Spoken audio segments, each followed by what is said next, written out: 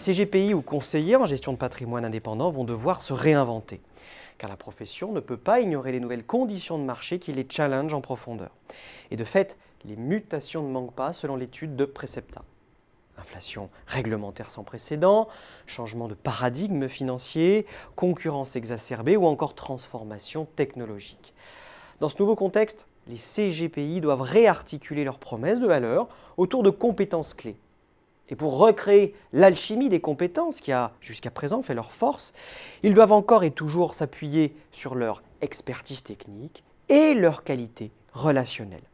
Il s'agit donc de mobiliser ces compétences pour servir deux objectifs. La connaissance client, socle d'une proposition de valeur clarifiée et personnalisée, et la confiance à la base d'une relation client durable.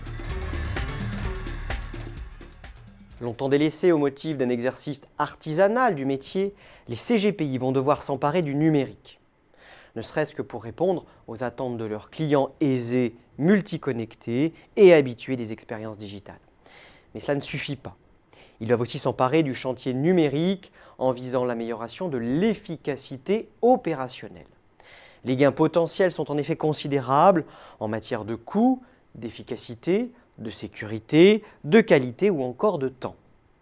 La profession doit également mettre le numérique au service de la visibilité et de la notoriété, car elle reste méconnue du grand public.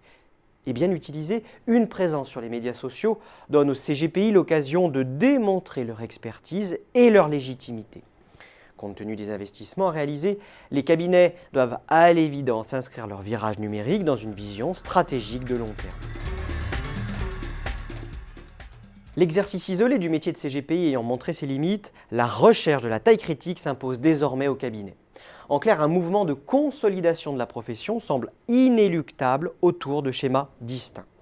Le premier, c'est la recherche de la taille critique par croissance externe pour réaliser des économies d'échelle et disposer d'un rapport de force plus équilibré avec les fournisseurs. C'est ainsi que le cabinet Euclid a emprunté 50 000 € en 2015 auprès de la plateforme Crédit.fr pour boucler son financement de 1,55 million d'euros afin d'acquérir un portefeuille. Le deuxième schéma, c'est la course à la taille critique à travers des regroupements stratégiques. Des regroupements aux modalités variées et a priori moins coûteux et moins risqués que les acquisitions. En parallèle, les cabinets généralisent les partenariats. Ceux-ci obéissent à trois logiques distinctes selon les experts de Precepta.